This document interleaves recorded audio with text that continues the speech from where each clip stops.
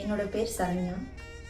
தினமும் ஒரு திருக்குறள்ல இன்னைக்கு நம்ம பார்க்க போற குறள் எண் 239, அதிகாரம் புகழ், பால் அறத்துப்பால்.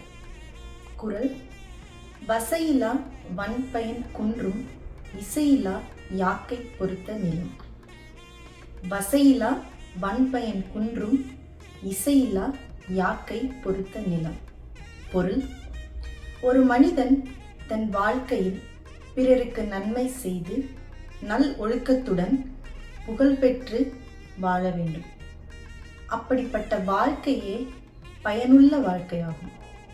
அது எதுவும் இல்லாமல், புகழ் இல்லாமல் வாழும் வாழ்க்கை பயனற்ற வாழ்க்கையாகும். அவரை தாங்கி நிற்கும் பூமி கூட தனது வளத்தை இழந்ததாக கருதப்படுகிறது.